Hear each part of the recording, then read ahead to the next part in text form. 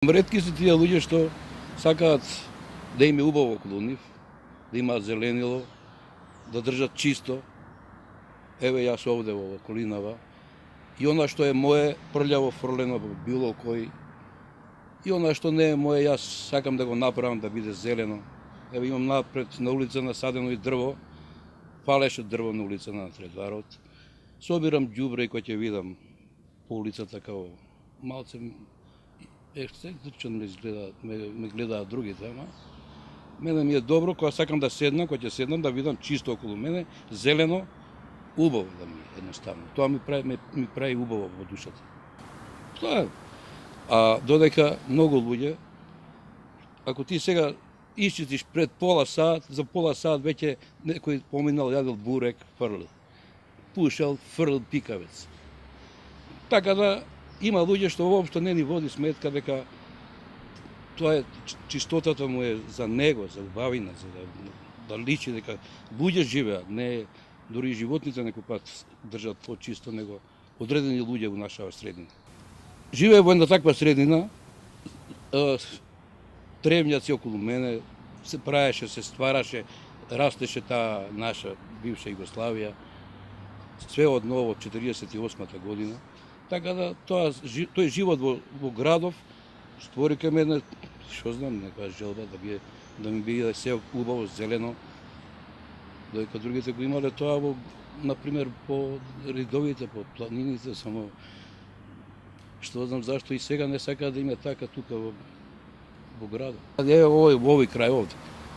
Овде живеевме ние уште пред да се изградат овие згради околу нас. Се беше зеленило.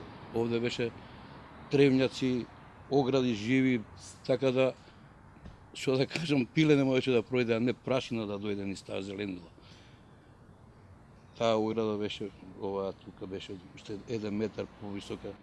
Секој сеќање, јас сум се качувал тука на ножицата на скала, за да можам да ја сечам. Она напред улица, према улицата, тој дел,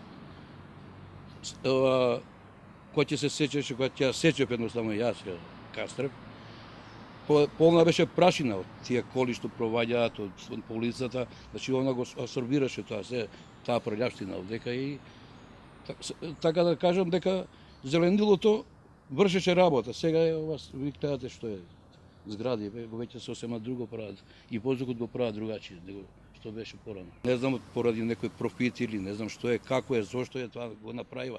Се дозволи да може да све тука на едно место концентрација, градба, изгледа добра пара паѓаше, да.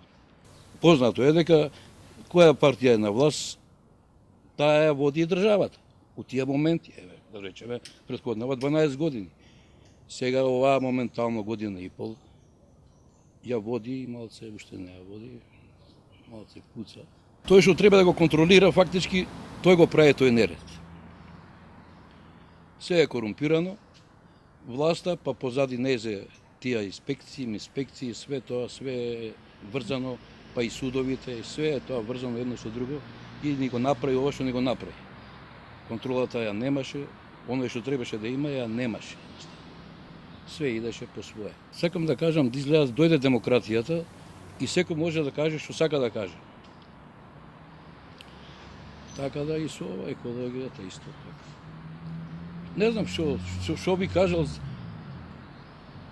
Лично само од себе треба човек да појде за зеленилото, за се она што го окружува, да му е убаво околу него, а знаеме дека што е убаво и така. А да влијае на друг не може. Еколошките друштва, само ако не го користат тоа као, да го користат на права смисла, управец, дека стварно ние онаа потребно треба да го направиме и да убедиме и власта и сите да ги убедиме дека тоа стварно треба да го направат, за да ни е убаво на сите, тоа го признам, ама ако се искача само за некои си дневни поени, политички, тоа што го прават, не го прават добро, не ми мириса. Нема да направат никакво зеленило со зборење. Него треба крампурука, ашов, гребло, и ќе биде убаво да се работи со нив, со тие алати. Ака, со зборење нема ништо да биде. stane mlatanje praznog slama i sobiranje političke poeni, dnevni politički poeni.